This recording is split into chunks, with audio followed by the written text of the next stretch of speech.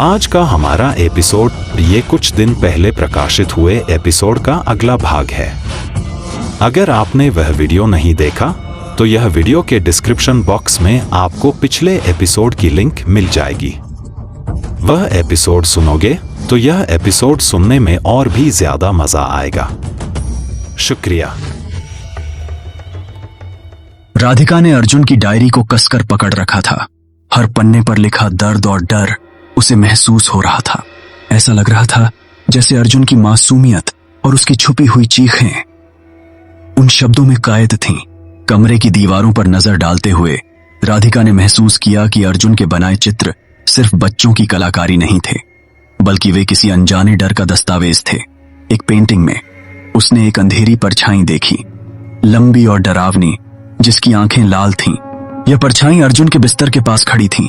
राधिका ने पलटकर उस जगह को देखा जहां अर्जुन का बिस्तर था। उसे अजीब सा एहसास हुआ जैसे कोई उसे देख रहा हो। ये पेंटिंग्स अर्जुन ने बनाई थीं। राधिका ने धीमी आवाज में उस औरत से पूछा। हाँ, औरत ने कांपते हुए कहा। वो अक्सर रात को उठकर इन्हें बनाता था। मैं पूछती थी कि क्या हुआ, पर वो बस कहता था। वो फिर से आई थी। राधिका को महसूस हुआ कि अर्जुन जिन चीजों का सामना कर रहा था वे उसकी मां की समझ से परे थीं। उसने डायरी के अगले पन्ने को पलटा। आज मैंने उस परछाई से बात करने की कोशिश की। उसने मुझे कहा कि अगर मैं किसी को उसके बारे में बताऊंगा तो वो मुझसे नाराज हो जाएगी। मैंने उसे पूछा कि वो क्या चाहती है, लेकिन उसने सिर्फ हंसा और गायब हो गई। राधिका ने डायरी बंद कर दी। उसकी सांसें तेज हो गई थीं। ऐसा लग रहा था जैसे हर शब्द उस पर एक गहरा असर डाल रहा हो। मुझे अर्जुन का बिस्तर देखना होगा, उसने कहा। औरत ने सिर हिलाया और धीरे से एक कदम पीछे हट गई, मानो उसे इस जगह से डर लगने लगा हो। राधिका ने बिस्तर के नीचे झुककर देखा। नीचे धूल जमा थी और एक पुराना खिलौना पड़ा हुआ था। एक लकड़ी की गाड़ी। गाड़ी के पहियों पर कुछ अजीब निशान थे, जैसे किसी ने उन्हें खुरच कर कुछ लिखा हो। राधिका ने गाड़ी को उठाकर ध्यान से देखा। उस पर छोटे छोटे अक्षरों में लिखा था, वो आ रही है। राधिका ने उस खिलौने को तेजी से नीचे रखा। उसे महसूस हो रहा था कि यह सिर्फ अर्जुन का डर नहीं था, कुछ तो था जो सचमुच इस घर में मौजूद था। तुमने कभी इस घर में अजीब चीजें महसूस की हैं? राधिका ने औरत से पूछा। औरत ने सहमते हुए कहा, कई बार। रात को लगता था कि अर्जुन के कमरे से आवाजें आ रही हैं। मैं सोचती थी कि शायद वो सोते हुए बड़बड़ा रहा है, लेकिन उसके जाने के बाद भी ये आवाजें आती रहीं। कभी कभी लगता था जैसे कोई सीढ़ियों पर चल रहा हो। राधिका ने अपने चारों ओर देखा। घर का हर कोना जैसे उस पर नजरें गड़ाए हुए था। तभी खिड़की पर तेज झोंका आया और पर्दे हवा में फड़फड़ाने लगे। कमरे में हल्की सी गूंज सुनाई दी, जैसे किसी ने धीमे स्वर में कुछ कहा हो। राधिका के रोंगटे खड़े हो गए। आपने सुना? उसने औरत से पूछा। औरत ने सहमते हुए कहा, क्या तुमने भी सुना? हाँ, राधिका ने धीमे से कहा। ये कोई है। कमरे में हलचल बढ़ गई थी। दीवारों पर टंगे चित्रों में बनी परछाई राधिका को अलग तरह से देखने लगी, मानो वह जीवित हो गई हो। राधिका ने कदम आगे बढ़ाए और अर्जुन के कमरे के कोने में रखी अलमारी की ओर गई। अलमारी पर धूल की मोटी परत थी, लेकिन एक जगह साफ थी, जैसे किसी ने हाल ही में उसे छुआ हो। यह अलमारी, राधिका ने बड़बड़ाया। उसने अलमारी का दरवाजा खोला। अंदर कुछ कपड़े, एक पुरानी किताब और एक टॉर्च रखी थी, लेकिन नीचे कोने में एक लिफाफा पड़ा था। राधिका ने लिफाफा उठाया और खोला। अंदर से एक पुरानी फोटो निकली। इस फोटो में अर्जुन अपने परिवार के साथ खड़ा था, लेकिन तस्वीर के पीछे की दीवार पर वही परछाई दिख रही थीं। ये परछाई, राधिका ने धीमे स्वर में कहा। औरत ने झट से तस्वीर ली और उसे ध्यान से देखा। उसकी आंखें चौड़ी हो गईं। ये तो अर्जुन के गायब होने से पहले की फोटो है, लेकिन ये परछाई यहां क्यों है?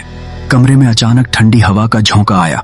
राधिका ने महसूस किया कि कोई उनके पीछे खड़ा है। उसने धीरे धीरे पलटकर देखा, लेकिन वहां कोई नहीं था। हमें इस घर की और जांच करनी होगी, राधिका ने कहा। तुम्हारा मतलब कहीं और? औरत ने कांपते हुए पूछा। हाँ, अर्जुन सिर्फ गायब नहीं हुआ, उसे किसी ने गायब किया है, और इस घर में वो राज छुपा है जो हमें सच्चाई तक ले जाएगा। क्या राधिका और अर्जुन की मां इस घर में छुपे अतीत का सामना कर पाएंगी, या फिर यह रहस्य उन्हें और भी भयानक सच की ओर ले जाएगा? राधिका ने घर की हर चीज को एक नई नजर से देखना शुरू कर दिया। अर्जुन की डायरी, फोटो और कमरे की परछाई, ये सब मिलकर एक डरावनी कहानी बयां कर रहे थे। उसने महसूस किया कि इस घर में कुछ ऐसा था जो सिर्फ चीजों को देखने या सुनने से समझ में नहीं आएगा। राधिका ने अर्जुन की मां की ओर देखा। यहां कुछ ऐसा छुपा है जो हमें दिखाई नहीं दे रहा। मैं दीवारों को देखना चाहती हूं, शायद कुछ सुराग मिले। औरत ने सहमते हुए कहा, क्या तुम सच में ये करना चाहती हो? मुझे डर है कि हम कुछ ऐसा खोज लेंगे जो हमें और परेशानी में डाल सकता है। अगर हम नहीं करेंगे तो अर्जुन का सच कभी सामने नहीं आएगा। हमें यह करना होगा, राधिका ने दृढ़ता से कहा। दोनों ने मिलकर कमरे की दीवारों को देखना शुरू किया। एक दीवार पर अर्जुन की बनाई पेंटिंग्स थीं। राधिका ने उन्हें ध्यान से देखा। हर पेंटिंग में एक चीज समान थी, वो काली परछाई। वह हर पेंटिंग में किसी न किसी कोने में छिपी हुई थी। यह परछाई सिर्फ एक डर नहीं है, यह कुछ और है, शायद कुछ बहुत गहरा, राधिका ने बुदबुदाया। तभी उसे दीवार के एक हिस्से पर ध्यान गया।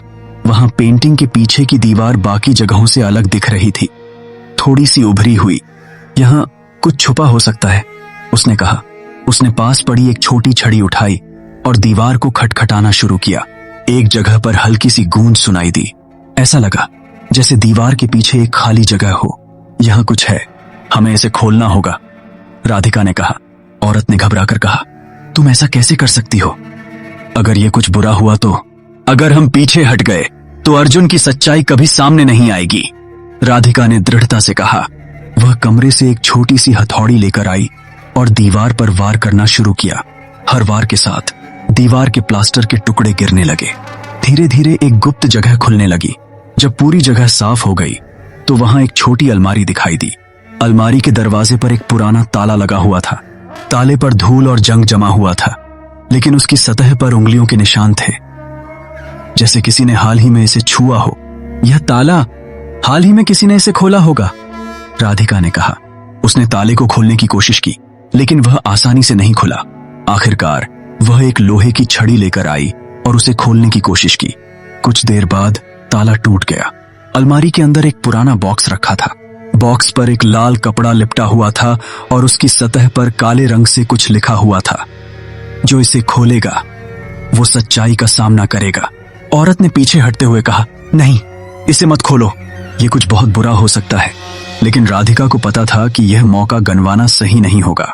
उसने धीरे धीरे कपड़े को हटाया और बॉक्स का ढक्कन खोला।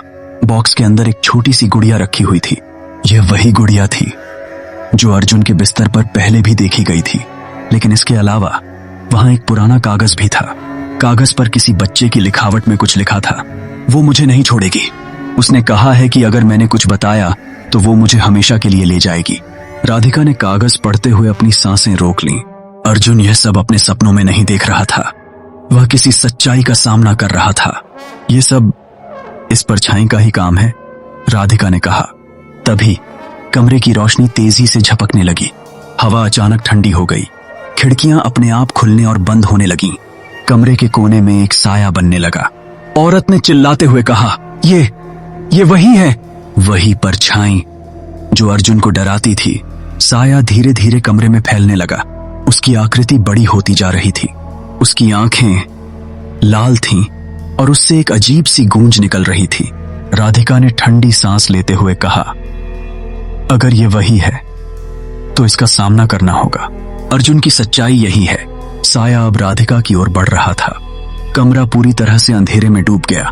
राधिका ने महसूस किया कि यह कोई साधारण चीज नहीं थी। यह एक गहरा भयानक सच था जो इस घर से जुड़ा हुआ था। क्या राधिका इस परछाई का सामना कर पाएगी, या यह परछाई उसे भी उसी तरह गायब कर देगी जैसे अर्जुन को? अगले भाग में जानिए इस परछाई के पीछे छुपा भयानक रहस्य और राधिका की हिम्मत कैसे उसे सच के करीब लाती है।